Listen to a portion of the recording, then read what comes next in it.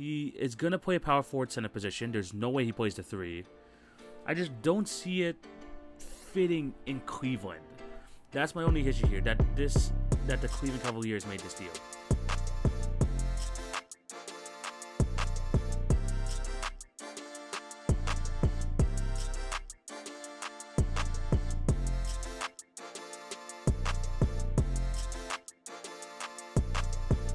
Hello and welcome to the Tuesday, August 31st edition of the TV on Basketball Podcast with your host, TV.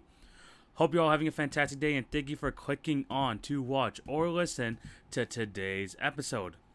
Before we start, I do have to plug my other platforms. Remember to follow at TV on Basketball on Twitter, Facebook, and Instagram for updates on the podcast and for other awesome content. If you're on YouTube, remember to like, share, and subscribe. Hit the notification bell so you will not miss an episode. And for all my podcast listeners, remember to subscribe and leave a review if you're on Apple. That would definitely help out with the numbers.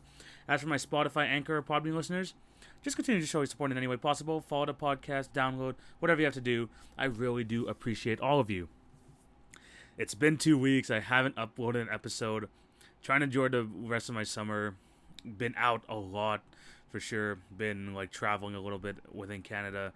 But now I'm back. Excited to talk some basketball. Excited to talk about some trades. And finally, to finish off my top 5 at every position, I'm going to be looking at the 2 guard positions at the end of this episode and giving my top 5 for each. So yeah, very action-packed episode. Again, thank you guys for all the support, especially during my time off. I'm going to start going back to editing some videos and stuff like that, going into the new school year. Going to get back into the flow, especially because the NBA season is only a month away, guys. It's close to being only a month away. Very, very excited. And there's going to be a lot of podcast ideas I want to do leading up to the NBA season, so be on the lookout for that. But yeah, we're going to be focusing on this episode. Again, thank you guys for all the support. I'm going to have a lot to talk about, so let's get right into it. And we're going to talk about a trade that actually happened a couple days ago. This is actually pretty recent NBA news.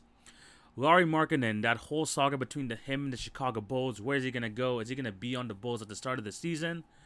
Well, that's over. Lauri Markannen was dealt in a 3-team trade, and he ends up on the Cleveland Cavaliers.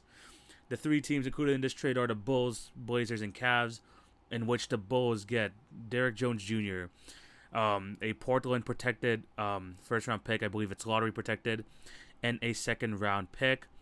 The Blazers themselves get Larry Nance Jr. from the Cleveland Cavaliers, and the Cavs, of course, get the centerpiece of the deal, the trade that this whole thing is built around, Lauri Markannen, and they also signed him to a deal 4 years, $67 million at most. That's what I've been reading. At most, there's obviously some incentives and stuff like that. He has to reach some of these goals, but yeah, 4 years, $67 million.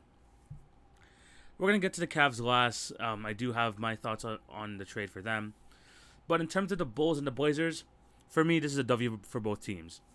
The Bulls, obviously, Lauri Markannen was a restricted free agent.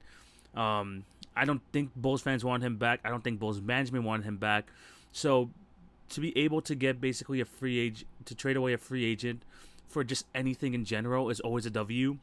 And the good thing for the Chicago Bulls is that they brought in Derrick Jones Jr., who last season did not get much minutes on the Portland Trail Blazers. Let's be completely honest. That was one of their marquee signings saying, oh, he's going to help out a bunch with our defense. And he really didn't pan out there. He was very good for the Miami Heat 2 years ago. He was actually pretty key to their finals run. But he just didn't gel right with the Portland Trail Blazers. Now he goes to Chicago Bulls where his services are 100% going to be needed. They need depth on that team. Their starting lineup is set, but they need some guys coming off the bench to provide some of that defensive effort, to provide just some energy off the bench. Derrick Jones Jr. could do that. He obviously has those game-breaking dunks that can really shift momentum. That was a very good pickup, as well as getting a first-round pick, lottery protected, which is very, very nice for them as well because, let's be honest, the Portland Trail Blazers are not going to be in the lottery. So getting a first-round pick from them could be good as a trade asset or just someone they can bring in for good cost control and stuff like that. And, of course, a second-round pick. So for Chicago Bulls, being able to trade away a free agent and getting that return, big, big W for them.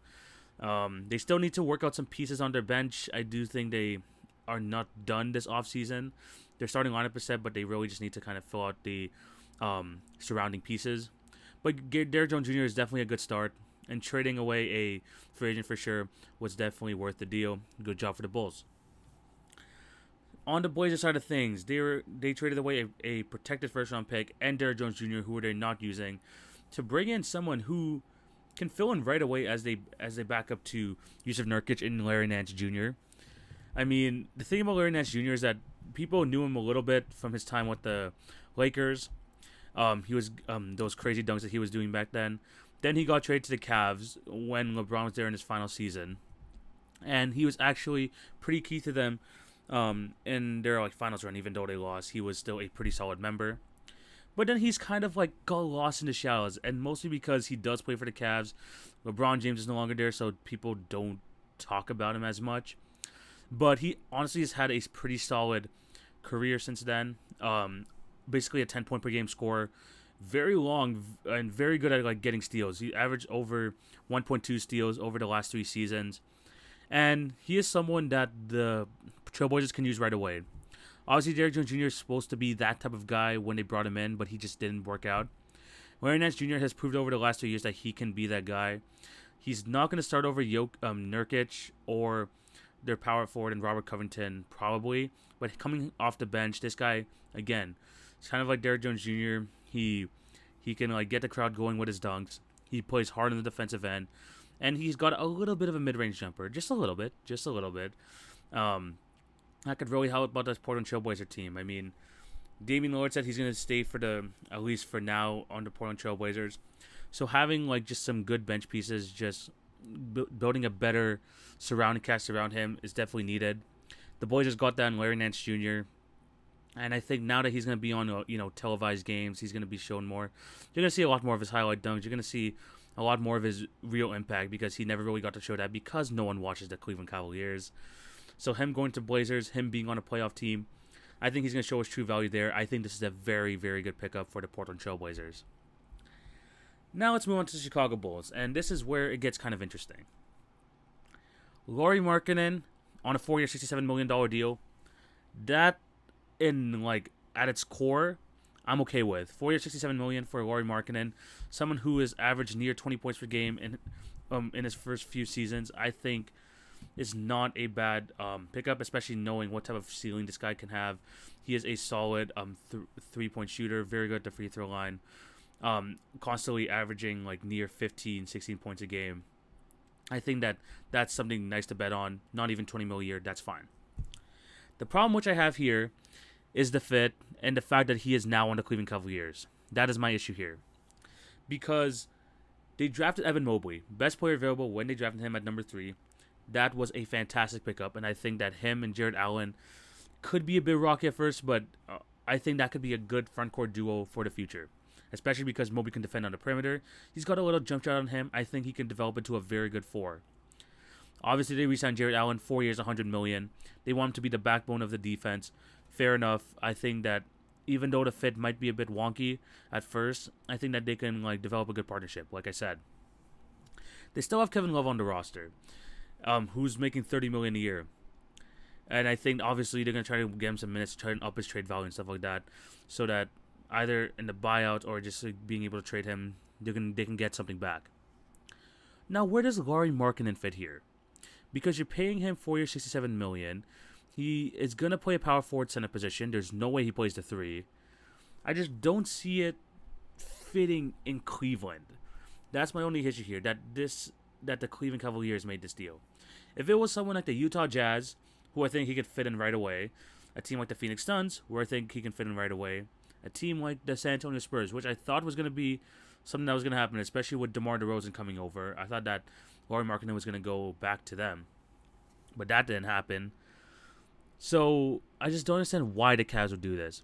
Not only do they have a bunch of, they have a crowded front court, they have a lot of money tied into that front court. And now with Colin Sexton coming up as a free agent, Darius Garland in 2 years becoming a free agent, it just doesn't, the semantics just don't look good here for the Cleveland Cavaliers.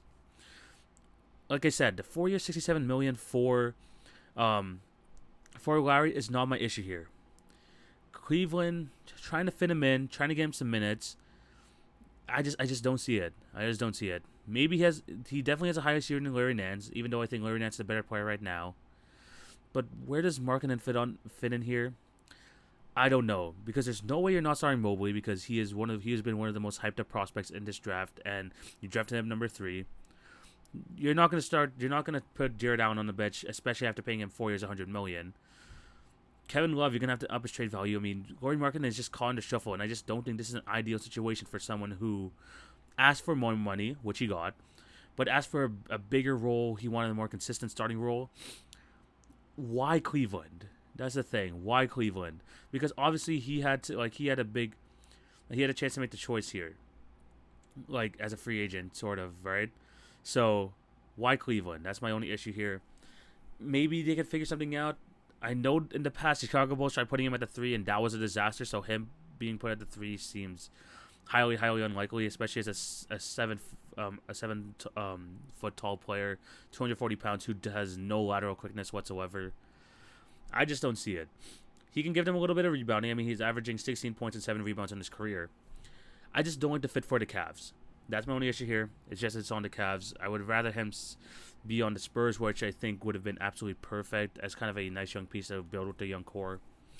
It's just the Cavs making this deal is just very much a question to me. Let me know down below what you guys think of this trade, but I have my doubts for it. Maybe I get proven wrong, but right now I'm going to have to give this not a great move for the Cavs, and really the winners here are the Bulls and the Blazers for offloading players on the Blazers' case that they're not even using and bringing in a very nice role player. And then the Bulls just getting anything in return for him, and to be honest, including a first-round and second-round pick. So those 2 guys are the winners. The Cavs, honestly, I see them losing right now in this deal. Let's move on to the next topic, and we're going to be talking about Coach Bud. Yes, we love talking about Coach Bud here on the podcast. And I knew this was going to happen. And the funny thing is, during the conference finals, I was talking about how maybe if they win a championship, they could still fire him and stuff like that. Obviously, that wasn't going to happen. And the opposite actually happened, because Coach Bud signed a 3-year extension with the Milwaukee Bucks to stay with the team. So this season and then 3 more after that. And look, like I mentioned earlier, I had my doubts on him. A bunch of people had their doubts on him and on his coaching tactics throughout the playoffs. But all that goes out the window because he won a championship. Let's be completely honest. Bucks fans were even calling for his head. They switched up. I have to switch up here because he won a championship. Because let's be honest, no matter what his coaching tactics were, he delivered when it mattered. That's what it really does matter in the NBA. No matter how you get there, if you get the championship, you got the respect, you got that extra, that lore about you now as a coach. And he gets a well-deserved 3-year extension with the Milwaukee Bucks. Do I think they're going to make another championship run during that period? Possibly. I mean, things worked out for them this way. I mean, I don't see why not that can't happen again. But, congratulations for him getting it. And like I mentioned earlier, once you have the championship, the lore just changes about you. And because the thing about Coach Bud and his criticisms before he won the championship was that no matter what team you put him on, they're going to produce in the regular season. When you look at the Hawks and just the Bucks, the 2 teams that he's been a head coach of, both these teams produced a good amount of wins in the regular season. It's just the playoffs where his tactics just don't seem to work and he kind of gets stuck in his ways. Now that he's won a championship, we could see that his tactics have worked. And when you add a championship to a coach's resume, it kind of can expand their lifespan as a coach for a significant amount of time. Ask people like Rick Carlisle, who only won 1 championship in his time with the Mavs, but this guy was a long-term coach for them. Doc Rivers, even though giving up multiple 3-1 leads, constantly disappointing in the playoffs, he was able to win a championship with the Celtics back in 2008, and that has he's been riding that ever since. I'm not saying that these guys are bad coaches, but a championship really goes a long way in terms of a head coaching career, and I think this is what's going to happen to Coach Bud. He may only win 1 championship with this time with the Bucks, but he's going to have that lore about him. He's going to have that on his resume. That's going to keep him around in this league, and it's for 10 plus more years, and people are going to keep convincing themselves this guy's a championship level coach. No matter what tactics he does and stuff like that, they've seen him do it, so that's why they're going to keep giving him chances. I'm not saying he's not deserving of it, but that's what a championship does to a coach. I could still definitely see him winning another one in his time with the Bucks, but man, the league is getting stacked, so we're going to have to wait and see about that. But congratulations to Coach Bud on getting the extension. Let's see if he's going to be able to do it again with the Milwaukee Bucks. Now let's move on to some schedule talk, because while I was away, the NBA released its schedule for its upcoming regular season. And I'm going to be talking about basically the games that are going to be happening on opening night and ranking my Christmas Day games because those were announced as well. Let's talk about opening night because there are some two bangers of a games on opening night. We have the Milwaukee Bucks championship ceremony as they go up against the Brooklyn Nets. Obviously, a second-round rematch from last season. That's going to be very good, especially seeing both teams at full health. That's going to be an absolute banger of a game. Seeing the Nets' big three going up against Giannis, Middleton, and the crew. That's going to be really cool.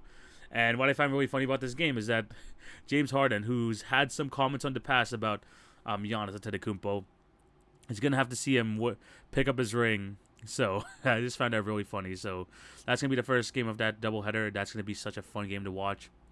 And then the second game of the doubleheader is going to be the Lakers versus Warriors, LeBron versus Steph, a rematch of the play-in tournament from last year, which that game was absolutely fantastic. Now we get to see it here, Lakers versus Warriors. I think that's going to be just a really fun game to watch. Obviously, a healthy Lakers team, seeing how that big three is going to work with Russ, LeBron, and Anthony Davis is going to be very interesting to see.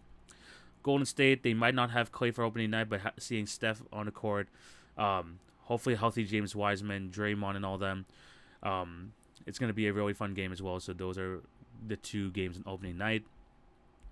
And now let's get into the Christmas games, because this is the games that everyone is excited to see. You know, Christmas Day, 12 p.m. to 1 a.m., just straight basketball. You can pick and choose what games you want to watch, and man, do they have some bangers for this upcoming Christmas Day schedule. And there are 5 games, so I think the best way for me to talk about this is ranking them from what I'm least excited for to most excited for. So going 5 to 1, obviously number 1 being the one I'm most excited for, number 5 being the one I'm least excited for. So we're going to talk about like that. Let's go through it. Coming in at number 5, I have the Dallas Mavericks versus the Utah Jazz. I'm not saying that game's going to be bad. I think it's actually going to be pretty good. It's just that I'm just not excited to watch the Utah Jazz, play at times. The Dallas Mavericks, I love seeing Luka and all them, and obviously Jazz have Donovan Mitchell. But with the Utah Jazz, it just kind of feels like when you have them like in these type of scenarios, like it just doesn't draw eyeballs or just that much interest. I mean, there isn't like much of a history between these two teams. They're both very solid Western Conference teams, but there just isn't like much of a storyline going into this.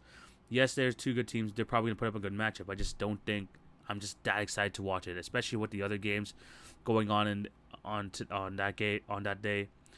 I just do not see myself getting too excited about this.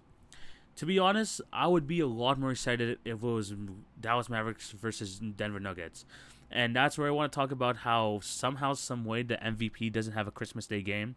That's pretty ridiculous to me. I would have been a lot more excited with the Dallas Mavericks versus the Denver Nuggets Christmas Day game, to be honest. But we got Mavs Jazz. I just don't see much juice going into this game. Maybe something happens in the regular season that makes make this a lot more interesting to watch. But as of right now, as of Monday, August 30th, which I'm recording, I'm just not excited for it. That's coming at number 5. Coming at number 4 is the Boston Celtics versus the Milwaukee Bucks. In the mid-2010s, this was a really good rivalry, especially like 2016, 2017, 2018. These two teams are pretty evenly matched. They are trading blows back and forth. But now it feels like the Bucks have created some sort of separation from the Celtics. Obviously, the star power is there: Jason Tatum, Giannis, Jaylen Brown, and all them. I just think that the Bucks have created a bit of a separation. The Celtics have kind of an underwhelming team going into this season. Have a lot of question marks with their team, and the juice of the rivalry isn't there anymore for me. So that's why it's going to be at number 4. I still think it's going to be a really good game. Should be a fun game. I mean, last season on opening night, it was Celtics-Bucks, and Jason Tatum hit that crazy bank shot 3 to win the game for them. So hopefully it comes down to that, but I'm just not as excited as that as going into other games. Coming at number 3, this is where my excitement starts to, ramp up. Because the first game of the day is going to be the New York Knicks versus the Atlanta Hawks in MSG, which means Trae Young back in MSG. The antics are going to be there. The fans are going to be booing like crazy because freaking Trae Young is a freaking menace in that building. I'm just excited for just those interactions. Trae is going to obviously be on his A game. Both teams should be playoff teams in the East as well. The Knicks bring in Kemba Walker. He's going to be playing on Christmas Day versus Trae Young. That's going to be an exciting matchup. Both teams should be healthy as well here, so Mitchell Robinson should be back for the Knicks as well. I think this is going to be a very exciting game, and because of the antics that we saw in the first round of this series last season, and just seeing kind of the animosity between these two teams, that gets me excited for this Christmas Day game. So, the NBA knows how to work with these storylines. I think that this is going to be a really good game. Hopefully it's close. I mean, obviously the last few games between the Knicks and the Hawks in the first round weren't as exciting as like the earlier games, but still should be fun. Of course, Trae Young back in MSG is always going to be great. That's why that's number 3 on my list. Coming at number 2, we have the Golden State Warriors versus the Phoenix Suns. I'm very excited about this game because obviously Steph is going to be in it. The Western Conference champions, Phoenix Suns, they have a very solid team. Chris Paul, Devin Booker, Aiden. These guys are going to play. It's just going to be a great matchup. But what puts this over the Knicks Hawks for me is that according to reports, Klay Thompson is scheduled to return on Christmas Day. And if Klay comes back, we get to see him for the first time. I mean, I haven't seen him in 2 seasons. I'm excited, man. We haven't seen him play in 2 full seasons, but Klay Thompson is going to be back. Barring any setbacks, I'm crossing my fingers. Hopefully we get to see Klay Thompson on Christmas Day. But seeing the Splash Bros back together, almost a fully strength Golden State Warriors side versus the Phoenix Suns, a younger team for sure. It's going to be an awesome matchup, especially if Klay comes back. I mean, I'm going to be super excited to see him back on the court. That whole match between that whole backcourt matchup between Chris Paul and Booker versus the Splash Brothers. That's going to be great. And then the 2 young centers and James Wiseman and DeAndre Ayton. There's just so many great matchups here. And I think that this game is going to be just definitely must watch. So coming at number 2, Warriors versus Suns. Then at number 1, as this is going to be a surprise to no one, Lakers versus Nets. The finals everyone wants to see, expects to see. The big 3 of the Lakers versus the big 3 of the Nets. Who's going to come up on top? It's just going to be such a good kind of just the lore about that game. I mean, everyone's going to just sit around the TV, just watch this game fold out. It's going to be really fun. LeBron, KD, Westbrook, Harden, just so many great matchups. It's going to be such a fun watch. Extremely excited to see that on Christmas Day. That's definitely going to be the one I'm going to be having a close eye on for sure. But yeah, those are the Christmas Day / opening night games. If there are any other games that you're extremely excited for, let me know down in the comment section of this, or shoot me a DM, or just leave a comment on the video. That would be highly appreciated. But now we're going to head to the end of this podcast, which means we're going to be talking top 5s. Yes, we're going to be going now to the final 2 positions of my top 5s. Top 5 shooting guards, top 5 point guards. I went pretty long last time, so I'm going to try and keep it short and sweet for this one. Try to keep this podcast under 45 minutes, let's be completely honest. But this is going to be a very interesting list. You're going to see some weird people on some weird lists. I'm going to give my explanations when I get to it. But looking at these 2 lists, I'm very happy with them. Of course, if you disagree, agree. Let me know down in the comment section below. And we could definitely have a conversation about it. Should we start with the point guard? Should we start with the shooting guards? Let's start with the shooting guards. And we're going to start with my 2 honorable mentions at shooting guard. Yes, I have 2 honorable mentions. The first one being Klay Thompson. A lot of people just think that he's going to come back and just be the player he was. I know he's great off the ball. I know that he doesn't need to have the ball much. His game doesn't require too much athleticism. But it's still a big question mark. I mean, tearing his ACL and then tearing his Achilles, that's got to hinder him somewhat. Maybe he proves me wrong and all that, but I just can't put him top 5 because there's just too many question marks with Klay Thompson. He's one of the biggest question marks in the league. I have him as an honorable mention at shooting guard. Another honorable mention I have at the shooting guard position. This one, some people might have him in the top 5, and I'm completely okay with that. But here I have Jaylen Brown.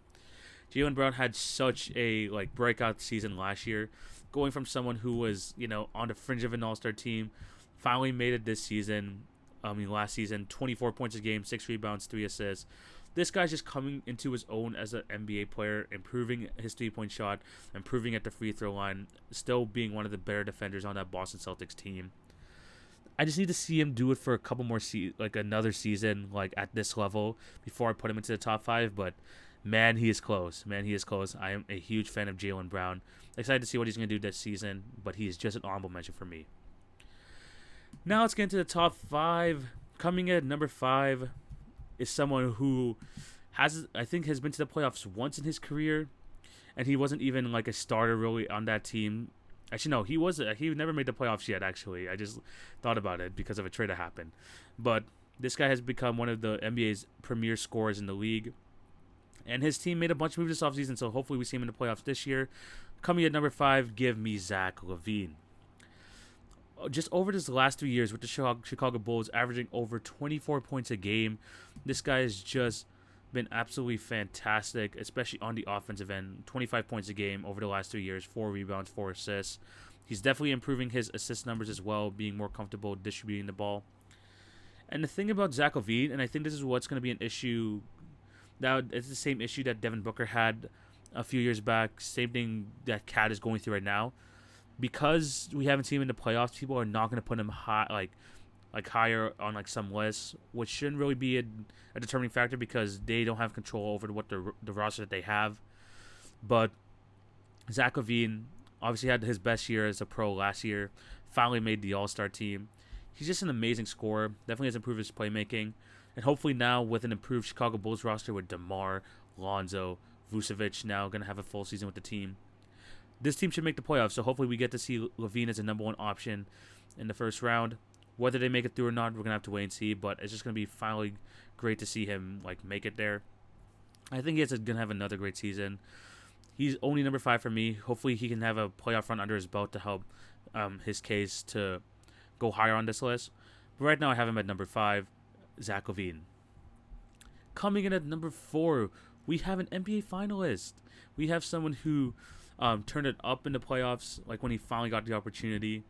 Like I said, this guy like basically is went through what Zach LaVine is going through right now, but now he has the finals appearance to go along with it. Of course, I'm talking about Devin Booker. Last season, 25 points a game, 4 rebounds, 4.3 assists. And the thing about him is like when you look at the playoffs, like last year, his first ever playoff stats, he still like went ham. He actually improved his scoring numbers, 27 points a game, improved across the board, 5 rebounds, 4.5 assists. He was just fantastic last year in the playoffs. He proved that he could be, that his he could play well when the pressure is on. I still don't see him as a leader per se. I think that he would be a great number 2. That's why it's great for them to have Chris Paul, because he is their vocal leader, their number 1 in the sense where he's going to be one like running the plays and all that. But Devin Booker is still the number 1 option on that team. He still played fantastic. I just don't think he can like carry a team the way some people like ahead of him can, or like can be a number 1 option like in that sort of sense, because he has Chris Paul on that team. Maybe he can develop into that. We'll have to wait and see. But right now I have him number 4 on my list. An elite scorer, has improved his playmaking as well. I'm excited to see what's going to do this season, and hopefully the Suns can still be contenders. Coming in at number 3 is someone who came into the league, was an automatic leader, and has not missed the playoffs ever. Has never missed the playoffs. I'm going to be talking about Donovan Mitchell. Last season, career high numbers, 26 points a game, 84% at the free throw line, 4 rebounds, 5 assists, 2-time NBA All-Star. Again, somewhat like unlike Devin Booker, and this is the reason why I have him above him, is that I believe that Donovan Mitchell can be a number 1 on a championship team. I believe he can develop into that. Only at how old is he right now? He's 24 years of age. He's going to be turning 25 next week. But Donovan Mitchell, I really do see him as someone that can develop into a number 1. This guy's a natural leader, one of the league's best scorers. And what really impressed me about him is that, 1, he has made the playoffs every single year of his career, but he just turns up in the playoffs. Bar the 2018-2019 season, this guy has put up ridiculous playoff numbers in his rookie season, basically 25 points a game in his first playoff appearance. Last season, let's remember that series between them and the Denver Nuggets. He averaged 36 points a game. 36, and he was one game away from making it to the second round. And in this past playoffs, 32 points a game as well, 5 assists, 4 rebounds. This guy just takes his game to a whole nother level in the playoffs, which is something so impressive to see at his young age. This guy's a natural leader. I have to have him just above Devin Booker right now. Maybe Devin Booker can surpass him soon. But right now, I got to go Donovan Mitchell at number 3. Now at number 2, I'm going to be going with someone who is typically known as a point guard. But the only reason I have him as a shooting guard is because him and his other star teammate were talking about it, and he dubbed himself as a shooting guard. So that's where I'm going to put him. Coming at number 2, give me Kyrie Irving. Kyrie Irving, one of the most fun players to watch in the league. Some of the best handles ever. And what's funny enough is that he was actually the most healthy star of the Brooklyn Nets last season. Last season averaging 26 points a game, 5 rebounds, 6 assists. Still one of the top players in the league. The reason I don't have him as the best shooting guard in basketball is that he just can't, in the most, unfortunate times, this guy just goes down with injury. He is just not available when his team needs him the most. I mean, let's be honest. If he was healthy for the playoff run, they probably would have went to the finals. But this is not a league about what if this happens, what if that happens. They need to produce on the court, and being on the court is an actual skill. And the fact that Kyrie just cannot stay healthy for the majority of the season kind of has a little notch on him, and that's why he can't be number 1 here. But still one of the best scorers. If he can stay healthy this year, I have no doubt in my mind that the Nets are going to be the favorites to make it out to East. Just having that big 3 healthy is just going to be extremely important for them. But Kyrie Irving, again, part of that big 3, he needs to stay healthy and get on the court. And I think he has the potential to be one of those a number 1 shooting guard in the league, but he just needs to stay healthy. That's why I have him at number 2. Coming in at number 1 is someone who has a bad rep in the playoffs. He had his blundered moments once again this season, but he is still one of the best two-way players in basketball.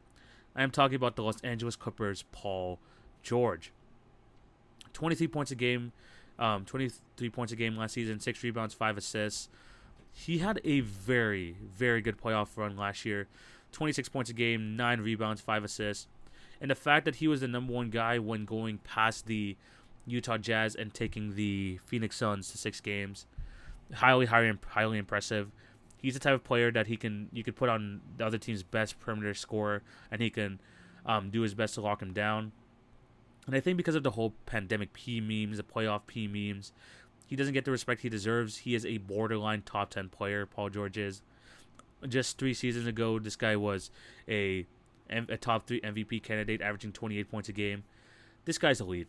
This guy's just an elite basketball player, and he definitely needs to get more respect around the league. For me, he is the best shooting guard in this league, Paul George. And we're definitely going to see him more as number 1 option because Kawhi's going to be out for the majority of next year. So Paul George might be on for another MVP-type season. We're going to have to wait and see. Those are my top 5 shooting guards. Let me know down below what you guys think. We're going to swiftly move on to the top 5 point guards here. I think there are 6 guys here that should be guaranteed top 5 for a lot of people. Should be the guaranteed top 6. It's just whatever order you have them in. The top 4 should be set actually, in my opinion, but 5 and 6 you could definitely flip-flop, and we're going to get into that. Again, agree, disagree, let me know down in the comment section below. Comment on the Instagram post on all that good stuff. Honorable mention. This is a tough one. 5 and 6 here were so tough for me, but an honorable mention, some people are going to really be mad about this. I have Chris Paul. He just makes it. He just is outside the top 5 point guards in the league for me this season. 16 points a game, 9 assists. He is the point guard, the point god of the league. It's just he can't carry a team the way he used to. Some people have him as an MVP candidate. I never was a huge fan of that. I think that people were going way over the top. But I could say this for sure. This guy performed in the playoffs last season, 19 points a game, 8 assists when he was healthy. He kind of disappeared in some games in the finals. He definitely was not healthy in the first round, but he was dominant in the second and third rounds as well. I just don't think that when you look at the other top 5 guys in this list, he cannot be, the number one guy on the team anymore. He could still be the vocal leader. He could still do this and that, but he just can't carry a team the way he used to. He's on the fringe, guys. He's just on the fringe. I still think he is like a top point guard, but I just cannot put him in the top 5. I'm sorry. Some people are going to not be a fan of that. Some people might even have him higher than 5, but I don't even have him in my top 5. So my honorable mention, Chris Paul. And man, this guy's 37. If he can continue to do this, highly impressive. But that doesn't mean he's a top 5 point guard. Let's go into my top 5. Number 5. Give me one of the guys who finally made the playoffs this year and absolutely turned up in the playoffs. One of the best playoff performers from last season. Give me Trae Young at number 5. Again, this guy is just a great leader for someone his age. He has great control as the point guard of that team. Has a big voice in that organization. This guy's an amazing shooter. Finally shot last year, like Devin Booker. He can perform in the playoffs, averaging 29 points a game and 9 assists. This guy was fantastic. This guy has charisma.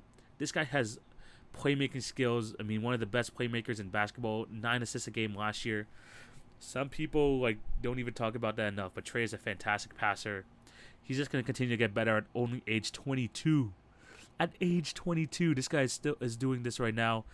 He is a fantastic player. One of the best point guards in the East. Is he the best point guard in the East? Yes, in my opinion, he probably is the best point guard in the East. Actually, no. Never mind. Forget everything I just said. I just saw someone on my list. But, yeah, coming in number 5, Trae Young. He's just going to continue to get better. Hopefully we get to see him in more playoffs because this man is charismatic as hell. He is number 5 on my list.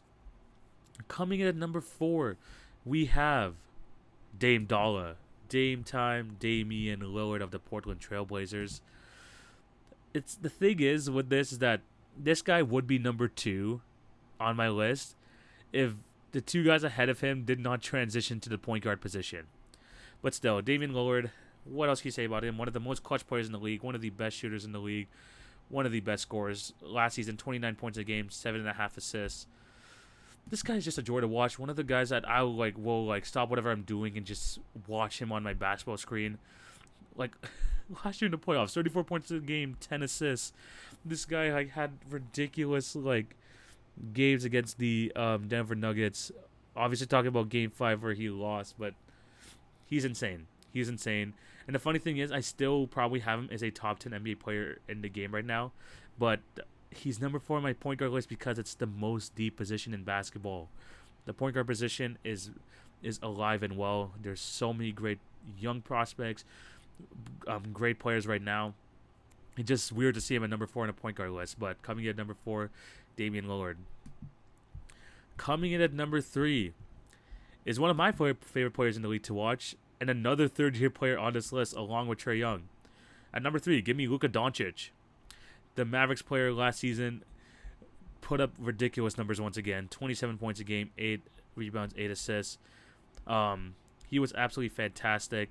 And in the playoffs, he performed once again. He was 1 game away from making it to the second round. And what really impresses me about Luka at such an early age is that he takes his game to a whole nother level in the playoffs. And this guy can, with the right pieces around him, I think can make a Western Conference Finals, NBA Finals type thing. Maybe 1 or 2 pieces away.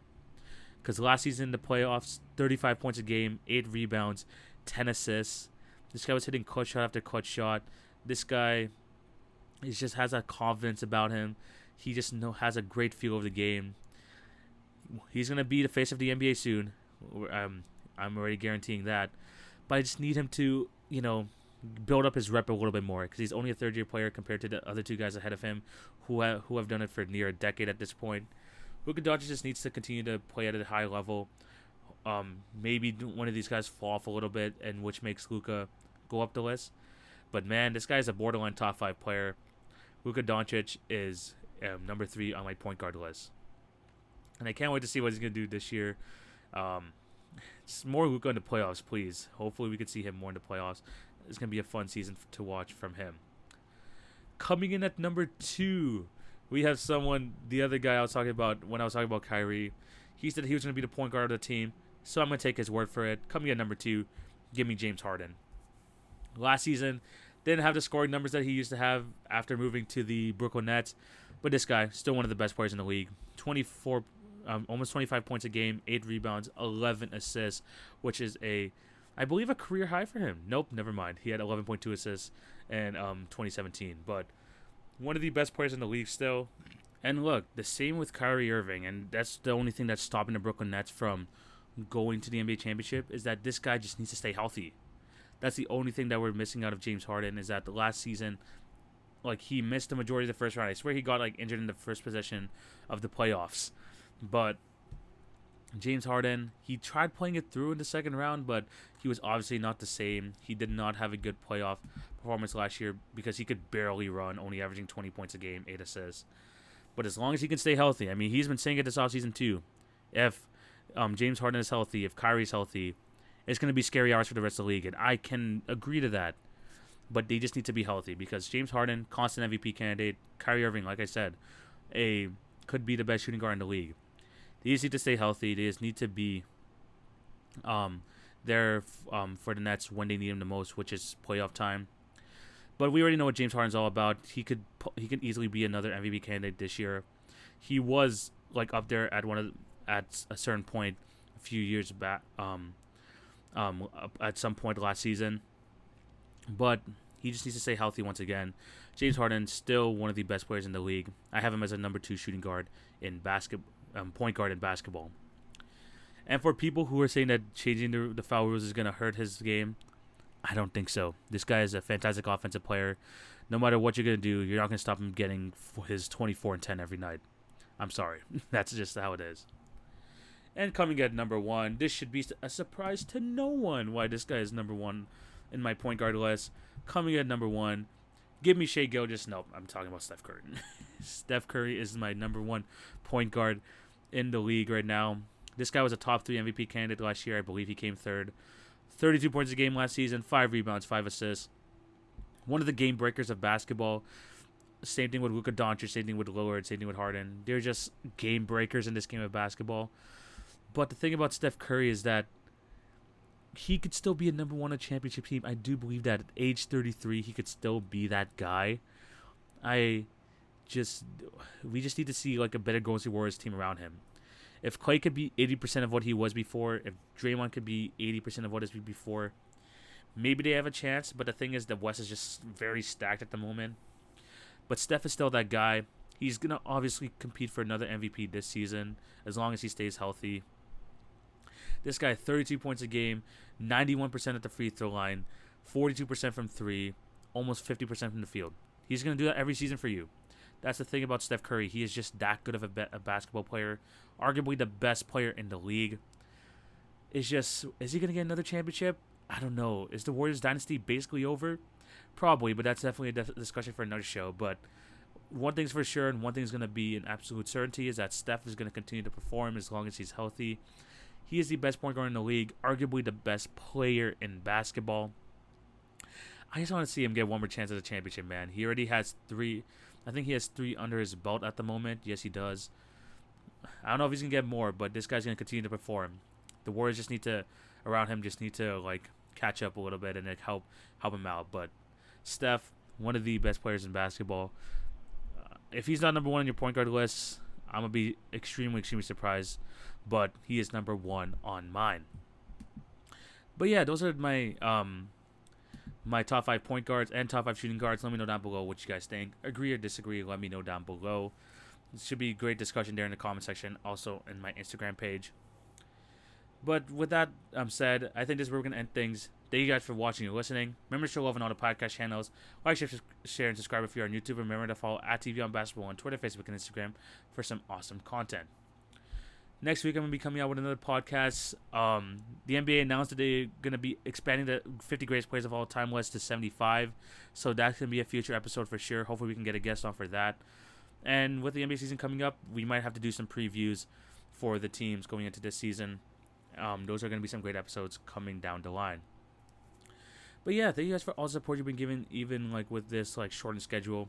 I'll definitely put out some more content. Watch the TikToks because I think that's where I'm going to produce most of my content going forward. So you have to wait for that. But yeah, very excited to see what's going to come up for the NBA season for the rest of this offseason because there could still be some crazy trades happening. We'll have to wait and see. But just excited for some NBA basketball. And there's a lot more to talk about this offseason, so there's still some great episodes coming down the line for you guys.